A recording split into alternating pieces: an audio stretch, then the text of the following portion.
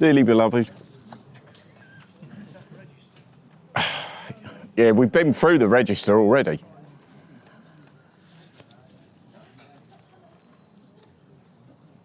Right then.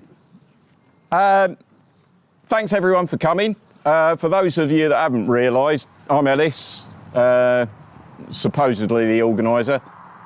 And first thing for me to do is to say well done in the fact that you've successfully completed the first navigation test. You got here. So well done. Give yourself a round of applause.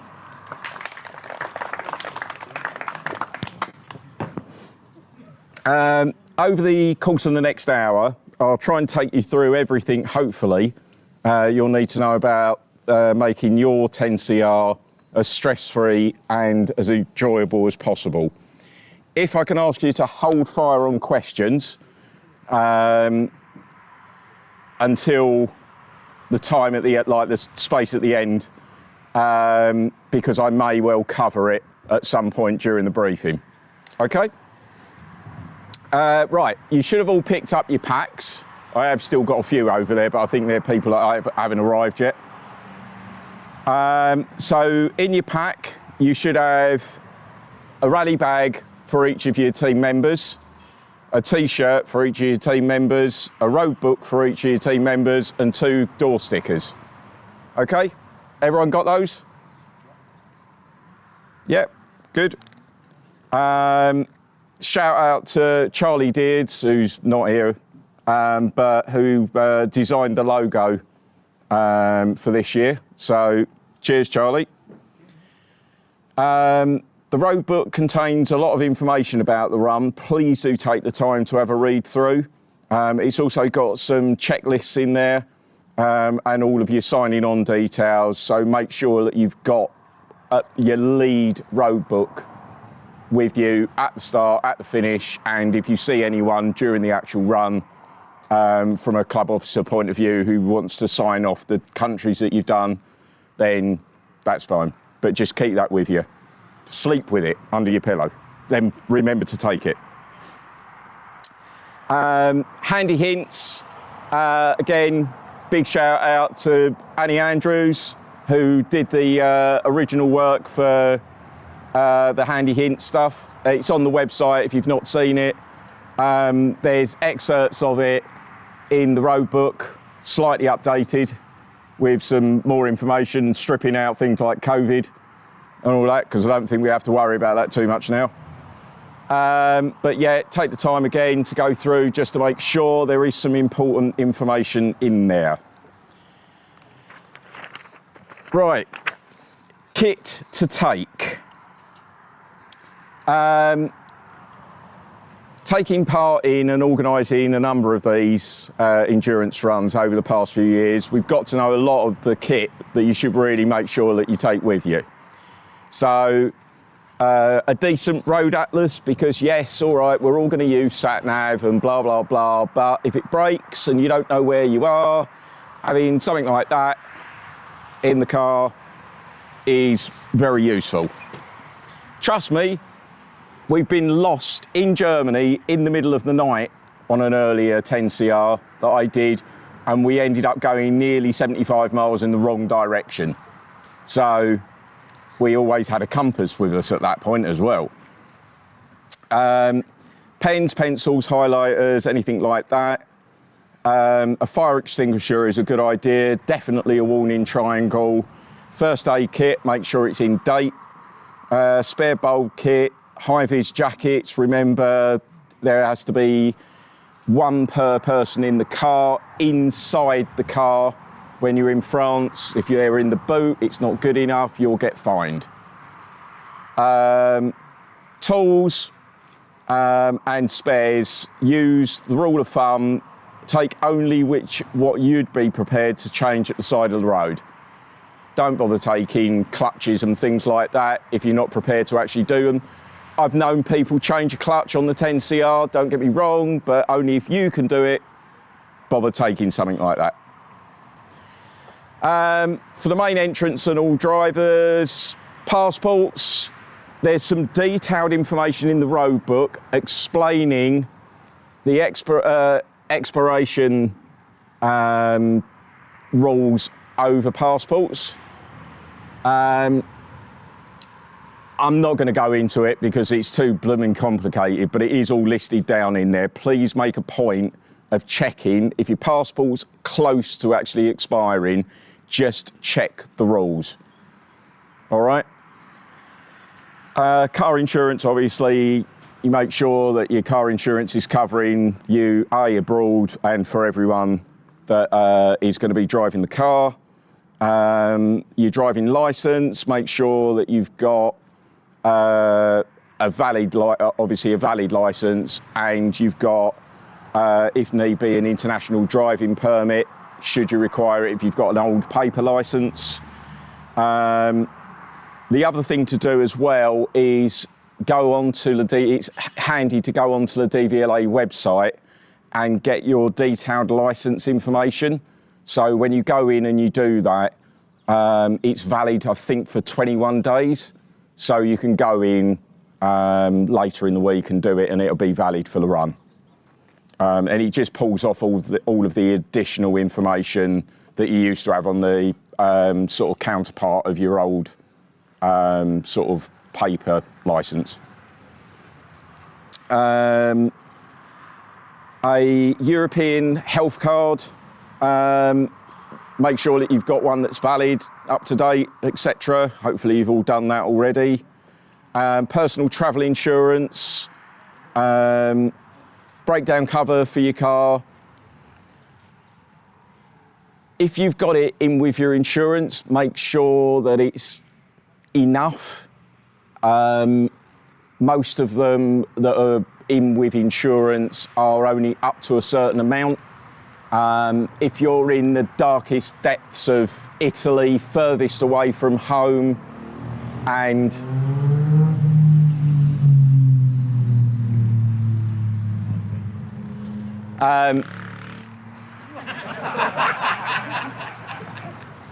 furthest away from home, and your car breaks down and it's got to be recovered home, just think about the fact of how much the car's worth against how much it's going to cost them to recover, because they could financially write it off. So just bear that one in mind. It's worth potentially investing the 100 quid or so to get a decent recovery to ensure that they'll take it home whatever happens. So have a look at the RAC AA one, the reputable companies. Sunglasses and prescription glasses and the like, take a spare pair just in case. Make sure if you're obviously travelling over from the UK, which most of you will be, make sure you've got your channel crossings booked and obviously your hotels booked. Most of the areas that we're going to be going through in the Alps, I hope you have all got your hotels booked. Yes? Because some of the areas are going to be impossible to get anything booked now. So I really do hope you have. Currency, euros, don't bother getting any Swiss francs. I've still got mine from the 2002 run. Still haven't used them. Vignettes, if you stick to the suggested route, you shouldn't need them. So it's only going to be if you divert off that you'll need them. European accident statement forms, they're a standard thing. You can download it off the internet. But they're a legal requirement in certain countries that you have to fill one out if you have an accident.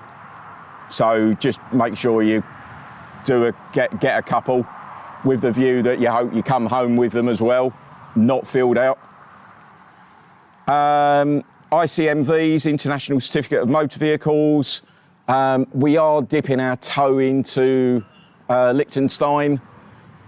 Up to you if you want to take the chance. It's free to apply. Just put your, there's all the details are in the road book of how to apply for it and where to go. But you can do it all via, all of the application via email, and then you get sent it through in the post. They usually take about a week. to 10 days to come through. And mobile phone and charger, and make sure that you've got a roaming package that suits what you're going to be doing data, using data-wise. Just remember, if you run out of data and you're using your phone for satellite navigation, you're going to run out of maps. So just remember that.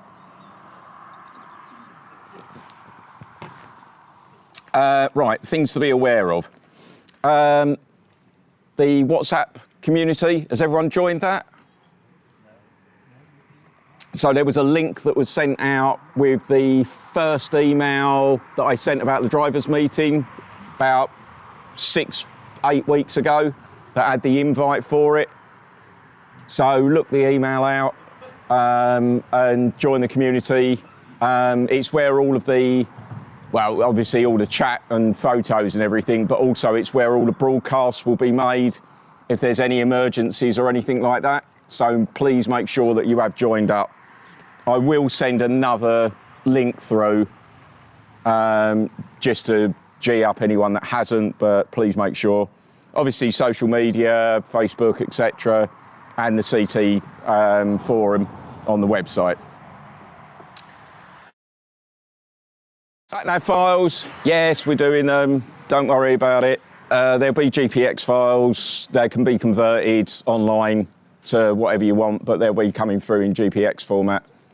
I'll explain a bit more about them in a moment with regard to the route, etc. But just bear in mind that they're coming through and they'll just be from set point in one town to set point in another town. Okay? It'll follow the route, but obviously you'll need to tailor the start and end points to whereabouts your hotels are. Otherwise, you could end up going into a town and then your hotel's like 25 miles back another way or whatever. So just bear that in mind, that you might need to chop some of the waypoints out. Low emission zones. I don't believe we're going anywhere that we'll be touching any, but that's not to say that France don't do their usual and drop one in with no notice at all. They've done it before. So just bear that in mind. We'll alert if we see anything, and likewise, if anyone sees anything ahead of anyone else, bang it on the group on WhatsApp so that it just alerts people if there is anything that we've not missed, that we've missed. There is also an app that you can download called greenzones.uk. Some of you have probably already got it. It's all in the road book. But if you've been on a previous run, the likelihood is you've probably installed already and then uninstalled. But anyway. Speed limits. Speed limits in France are a bit of a minefield. So they've made changes a few years back, dropping all the national roads to 80 kilometres an hour, but some could be locally controlled and taken down to 70, some returning to 90, and not always is it that the signs actually reflect that. So don't rely solely on the signs on the road, because they might not be accurate to what the actual speed limit is, because they're French.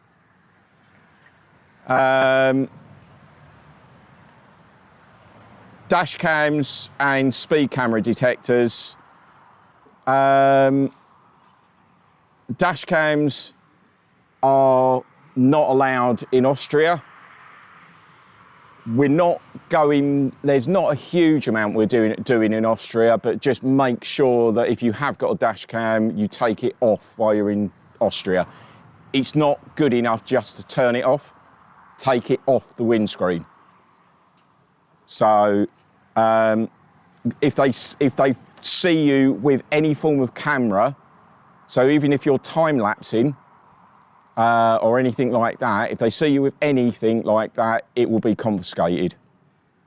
So, and you'll be fined. So you've been warned.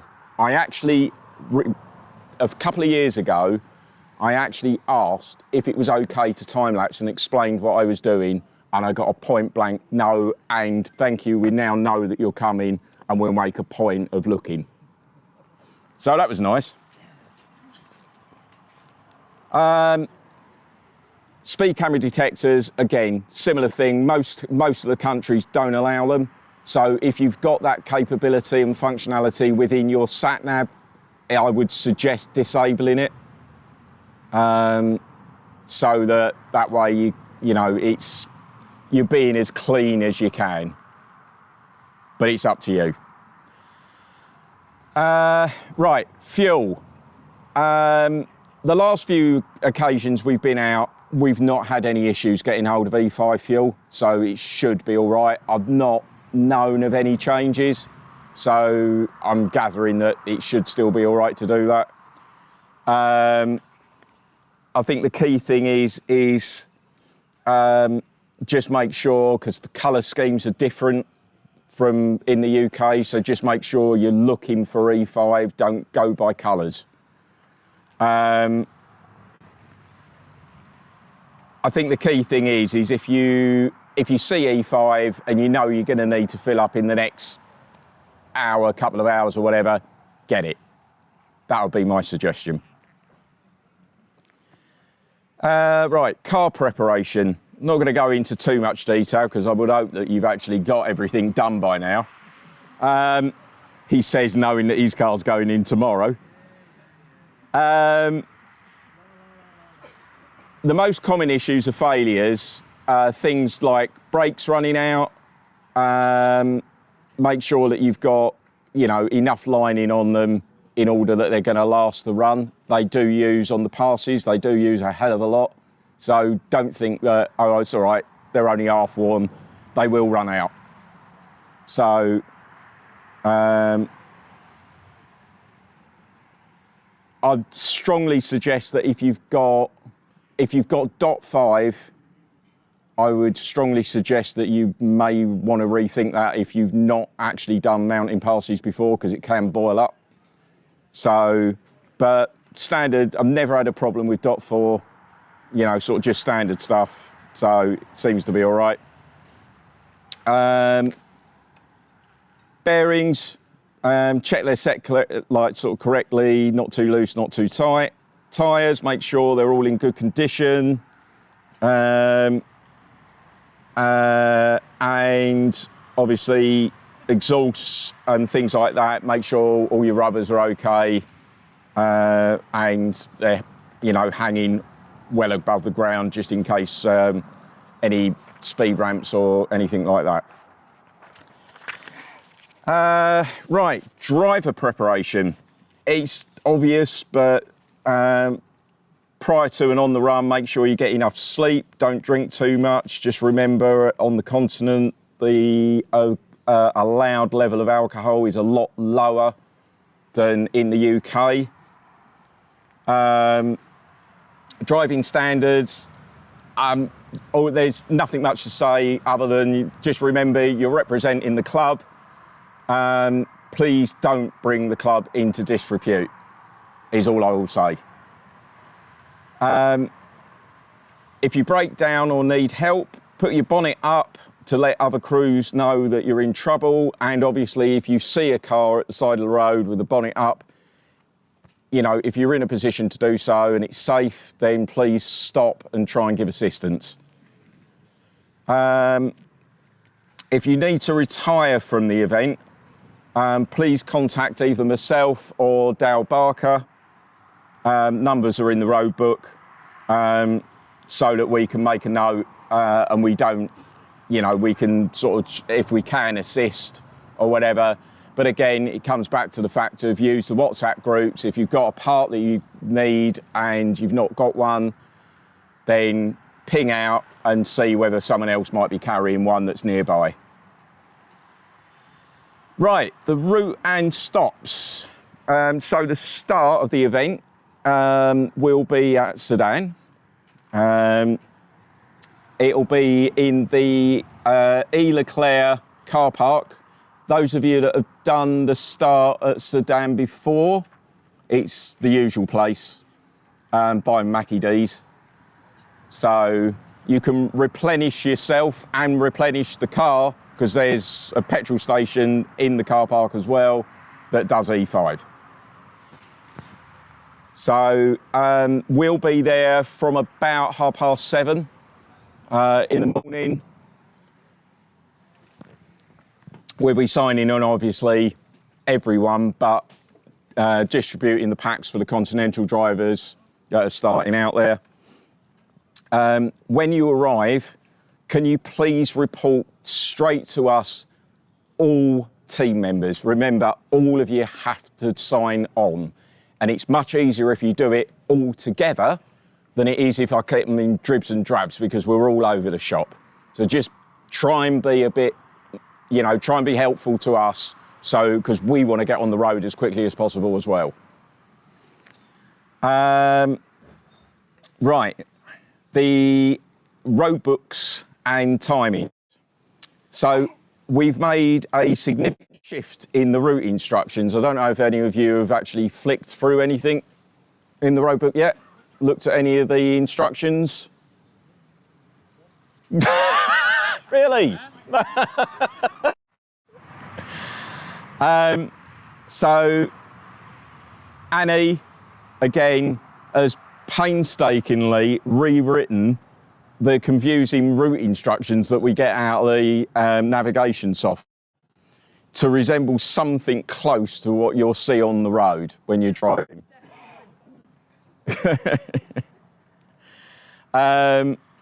You'll also notice the fact that there's a position column in the instructions.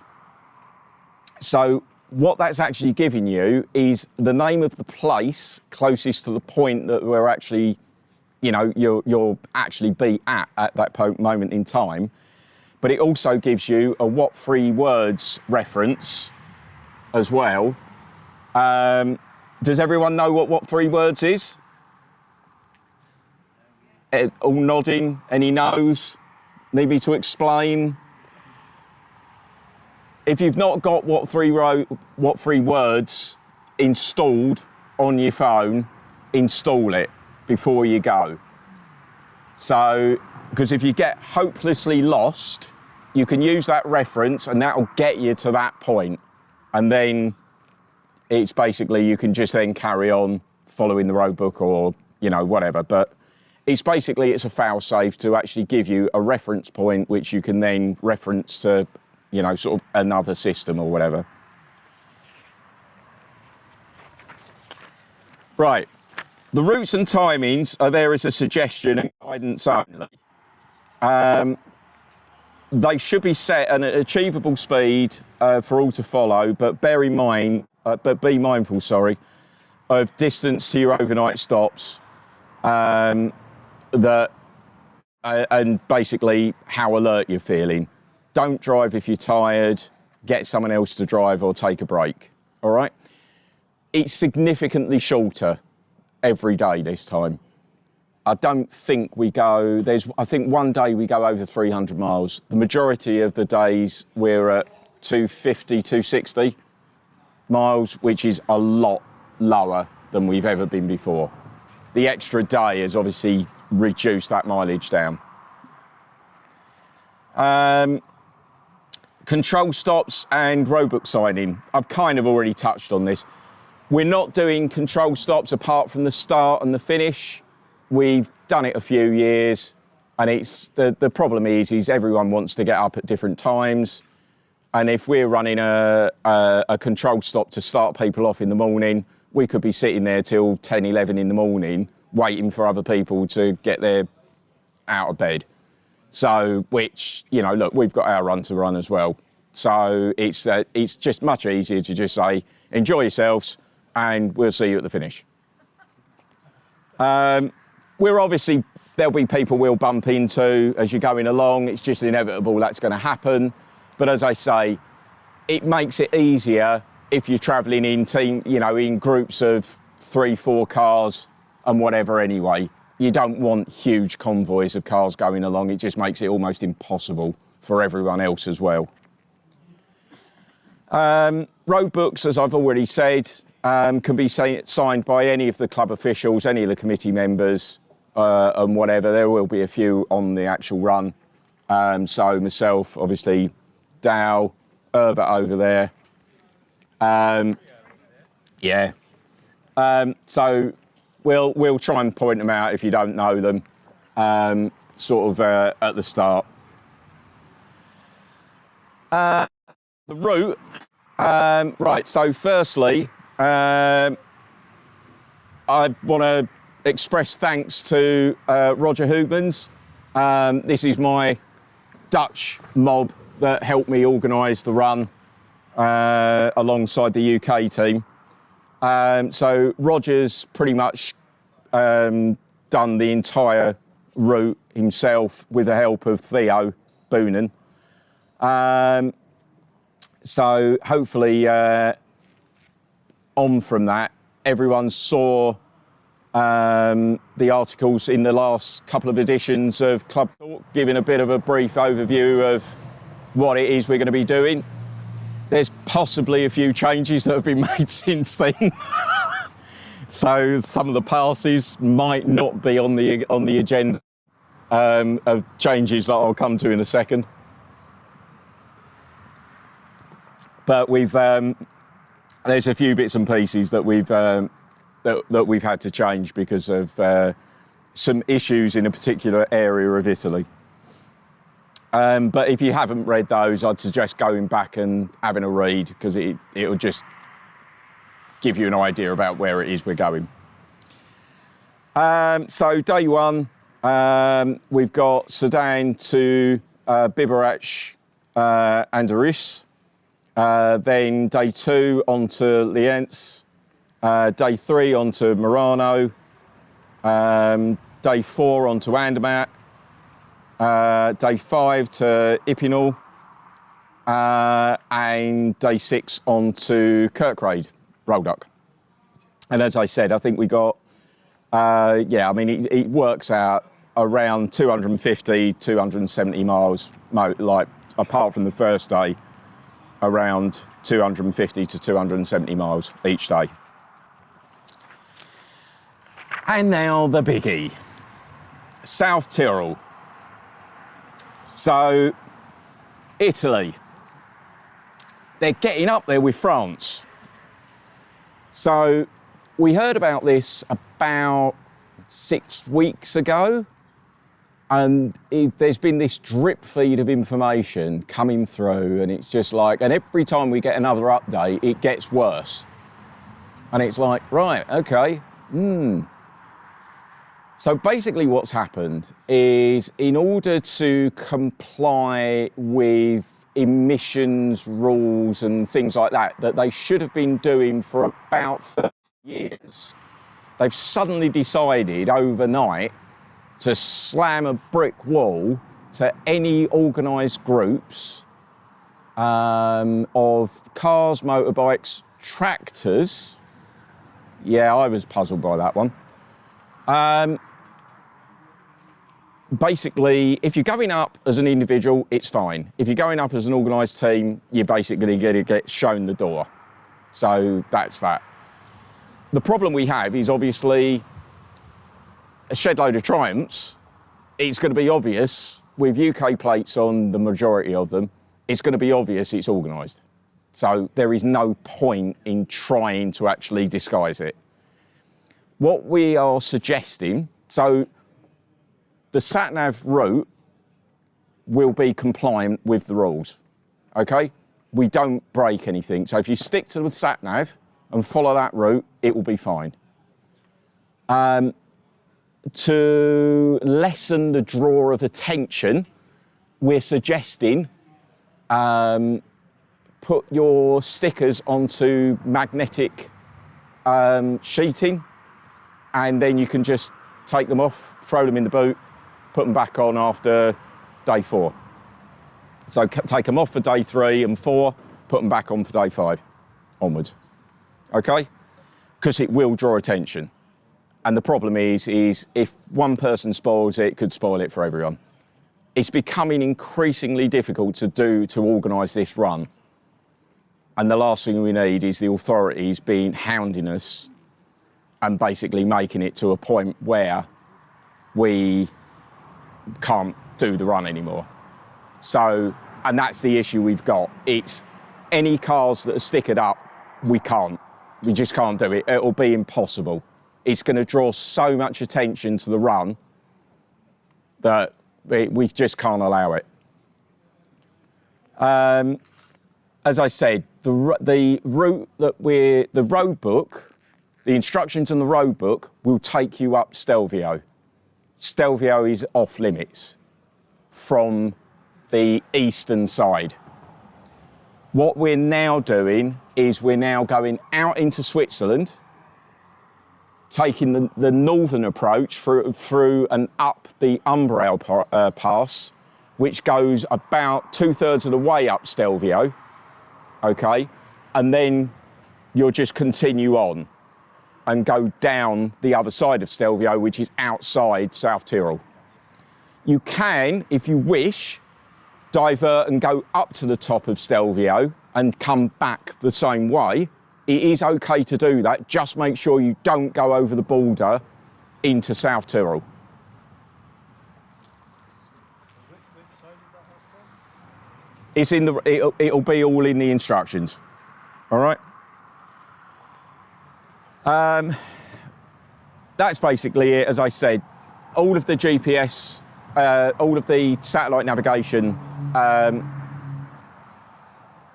all the satellite navigation information will all be correct for what you need. So as I say, it's just the fact that we're just diverting in a slightly different way into Stelvio and just not doing the eastern approach. That's all.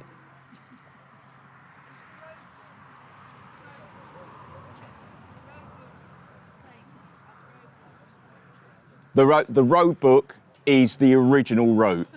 So that's what the sat-nav will be the updated route. Ignore that part.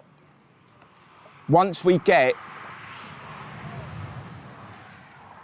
the other side of Stelvio, it's all fine again. Okay? Right. Other than that, I believe the team, the guys that have been involved, my son Jamie over there on camera at the moment and was handing out the packs. He was helping also do the building the packs up. Thanks for Dale for me bending his ear every 5 minutes and whatnot, and plying with me beer on Fridays. But just generally, as I say, the whole team have been amazing in pulling this together. So we just give everyone a big round of applause.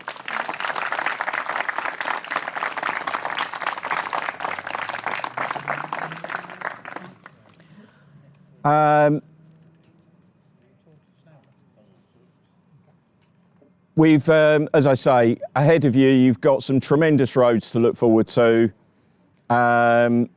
We obviously you need to keep an eye on the clock, keep an eye on the time and everything, because whilst it is only 250 miles, when it's 250 miles in the Alps, you're only obviously doing 30 mile an hour most of the time. So you've got to be mindful and just keep your eye on what's in the road book and that you're not getting too far behind where you want to be. All right, so just keep an eye on that. But hopefully you'll enjoy the route. As I say, we've tried to make it as enjoyable as possible given the circumstances and everything, but hopefully the weather will hold for us, it'll be good. We won't end up with snow like we did last time, which was quite interesting, and thunderstorms, which is even more interesting. So yeah, hopefully you'll enjoy it. Finishes awards, as I said right at the very beginning, well, to be fair, I think at the end of the last one, we're not doing the glass awards this time. Your finishers awards you'll get at Roldock. So you'll be able to come in, sign in, take your finishers award there and then. So when you get to Roldock, just make a point, your entire team again, come over, find me, sign in, and then you're free to go off and do whatever you want. Obviously, get yourself checked in and whatever, but just bear in mind that I want to try and enjoy the evening as well. I don't want to spend the entire evening sitting at a table and waiting for people to wander over when they feel it's fit to do so. Get in, get signed in, and then everyone can enjoy themselves. There will obviously be a couple of standard awards, which are the spirit of the event and car of the run. Just make a point of thinking about that when you're doing the run. I think what I'll probably be doing is asking for nominations at the finish. So, because to be honest, trying to actually get some sort of nomination out of people once they've actually gone home and thought for 2 seconds is almost impossible. So I'm probably better off doing it at the finish. So just have a think when you're on the run. If you see a car you like or whatever, just make a note of it and then just let me know at the end. All right? Other than that, I think that's about it. So has anyone got any questions? Good? No? Right, bye. How many cars taking part? I believe we've got around about 85. I've not totted up because I've had a couple drop in the last week. So, but I think it's about 85. Dinner at Rolled Up? Yes. Yeah, it's the usual thing. So it's everything's set up there. Obviously, your accommodations all allocated at Roll Duck. That is the official finish of the event. There's a really nice buffet meal that we have on there. So please don't think that it's just get there, sign in and sod off, because you'll be wasting what's been paid for and what pretty much 2/3 of your entry fee are. Tokens on beer? Rolled Up? No, card payments now. They've got yeah. Sorry, that is a good point. Thanks for that, Tim. Yes, they've changed the system, so they've now got card payments available actually in the bar, which they haven't had before. So we can just card payment everything. Well, you might be able to trade them. See if you can buy breakfast with it. Any other questions? Yep. Can't hear a word you're saying. How important is it? Yeah. Well, strictly speaking, I don't think you have to have one, but I suppose it really comes down to the fact of how trusting you are of your car. Because if it's found to be not compliant with the authorities in another country, they could impound it. So just bear that in mind. Do it. I mean, it's, the way I look at it is if you're going to throw your car around a mountain pass, paying 50 quid for an MOT to have a peace of mind that it's okay just before you go,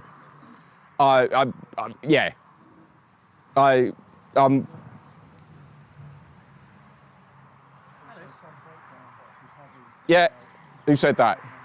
Yeah. I remember last time, breakfast after Rolled Up. It's not paid for. Yeah, so Roll Duck, if you want breakfast, you've got to pay for it when you arrive. So when you check in, it's because it's an extortionate amount of money, and it was just like, we have so many people shoot off early and don't end up having breakfast. There was no point in me charging everyone in the entry fee for breakfast, and then 50% of you not using it. So it's way more cost effective for you. If you want it, you just pay for it yourself. Sorry, mate. Have you got a 10CR admin WhatsApp group you can use to send out information, or will you just use... That's the emergency one. Yeah. You might need to shout from there. No, can't hear. Yes. Yeah, that's okay. Yeah, I mean, I've got it on my car, but I'm not intending taking that off. Do you want a digital copy? Yeah, Is there a digital copy? yes, there will be. So yeah, there'll be, just in case anyone does want one, so obviously it's being recorded, hopefully. This will be put up hopefully tomorrow, just in case you want to go through and review. There'll also be the GPX files for the sat-navs and everything, and also a digital PDF version of the road book should any of your team be away on holiday and want to have a look through or whatever, or you just want to keep a copy on your phone just for some perverse reason. When you issuing that, They'll hopefully all be available tomorrow at some point, depending on how we get on spannering wise. is it just day 4 that you don't want the stickers being shown? Day 3 and day 4. Day 4 only.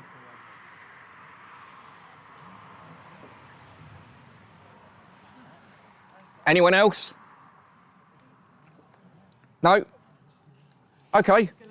Oh. So you've thanked everybody else on the team, but none of it happens without Alex. So I think even at this stage,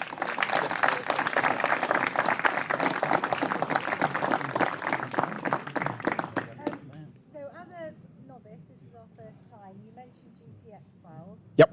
And can someone just tell me what that is? And do I need to get my sat nav? Does it work on my phone? Well, what do you intend using as your sat nav? Well, but you can. The roadbook will get you around. Right. Yeah? It's just if you want to use satellite navigation, then you can either use your phone, you can go and buy a sat nav or whatever. And The files you upload onto the device, and it will then route you through. You can do it to your phone. If you've got Google Maps or whatever, you know, it'll do that. But just Google is your friend. Anyone else? Okay, well, that wasn't bad. Pretty much on the dot. So thanks again for coming, everyone. Safe journey home, and see you in 2.5 weeks in Sudan.